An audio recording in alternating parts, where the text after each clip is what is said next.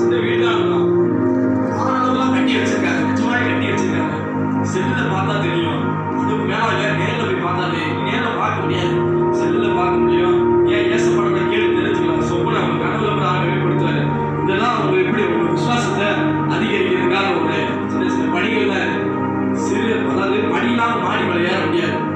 உண்மைதான், அது படி இல்லாமல் மாடி ஏற முடியாது. இல்லைன்னா ஒரு ஏரியாவது வேணும், ஏரியாவது வேணும், அப்போ ஒரு மாடி மேலே ஏற முடியாது. ஒரு சிறு துளி பெருவெள்ளம் சொல்லுவாங்க பழமொழி. சிறு துளி பெரு வெள்ளம், சின்ன சின்ன துளி துளியா பெய்யும், ஒரு பெருவெள்ளம் ஆயிடும். நோவா காலத்தில் அப்படிதான் சின்ன சின்ன துளியா பேஞ்சு பேஞ்சு பெரிய உலகத்திலே பேசுங்க. உலகத்திலே கண்காலவுக்கு இல்லை, உலகளவுக்கு இல்லை, இடுப்பளவுல மழை மேல மேல நிரப்பிடுச்சு. அந்த தண்ணி நிரப்பி எல்லாருமே செத்து போயிட்டாங்க. செடி கொடி கூட எல்லாமே அழிஞ்சு போயிடுச்சு. ஆனா ஒரு எட்டே பேர், ஒரு 8 பேர் தான் ஏசப்பா என்ன செய்யாரு, தன்னுடைய நோவா அவங்க மனைவி அவங்க 3 மகன் சேம் காம் யாபேத், அவங்க மனைவிங்க, அவங்க வந்து 8 பேர் தான் இயேசு என்ன செய்யறாரு, கப்பலை ஏற்றி அடுத்த ஒரு தேசத்துக்கு இல்ல அந்த தண்ணியை வெத்துற வரைக்கும் ஆண்டு கொண்டு போய் நடத்தி கொண்டு போறாரு. எப்படி நம்பினா ரொம்ப விரும்புறதே என்ன பண்ணுங்க, நம்பணும்.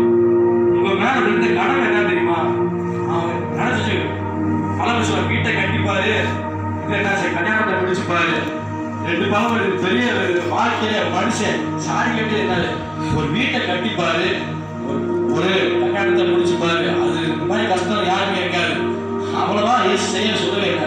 உங்க மேல மனுஷர்கள் விழுந்த கடமை என்னன்னா, வசனம் இருக்கு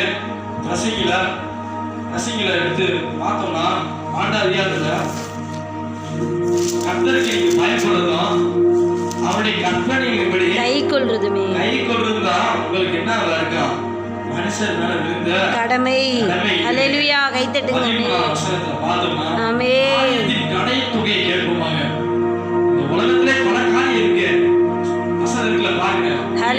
அல்லேலூயா, காரியத்தின் கடை தொகை இத ஆமென். கடை என்ன சொல்றாங்க, 3 சொல்லுவாங்க. ஃபர்ஸ்ட் செகண்ட் மூணாவது கடைன்னு சொல்லுவாங்க. நீ காரியம் கிளைமேக்ஸ் படம் ஒரு சினிமா படம் வாங்குங்க, சினிமா படம் வேணாம், கை தட்டுங்க. ஆமென். அல்லேலூயா, அல்லேலூயா, ஆமென். அல்லேலூயா, இல்ல இருக்கும் டேய் பயங்கரமா ஆட்டி குத்து விட்டு அல்லேலூயா. பாக்காதீங்க, எல்லாரும் நாடகம் பார்த்துருக்கீங்க, பார்த்துட்டு இருப்பீங்க. அந்த நாடகம் ஒரு 30 நிமிஷம் நாடகம் வரும். அப்பா தான் தெரியும், உங்களுக்கு தாத்தா குறிப்பா தெரியும். ஒரு நாடகம் ஒண்ணா கடைசியா நான் இறுதியா கொண்டு வருவாங்க. ஒரு புள்ள கட்டி வச்சு கடைசி சாகிக்க மாதிரியே கொண்டு வந்து அப்படியே படத்தை முடிச்சுவாங்க. அதான் நாடகம். உங்களுக்கு தெரியும், அது அப்படித்தானே. ஒரு பிள்ளை வந்து கடத்தி கொண்டு போய் கடைசியா அந்த பிள்ளை கொள்ற மாதிரி என்னமோ செய்யணும், படத்தை நாடகத்தை முடிச்சுவாங்க. நாளை தொடரும் போட்டு நாளைக்கு பார்க்க விட அதையும் கேட்டுக்கிட்டே இருப்பீங்க. இந்த வெண்ணில என்ன செஞ்சு, இந்த பொன்முடி என்ன செஞ்சு, இந்த ரோஸ் என்ன செஞ்சு நீங்க யோசிச்சுட்டே இருப்பீங்க.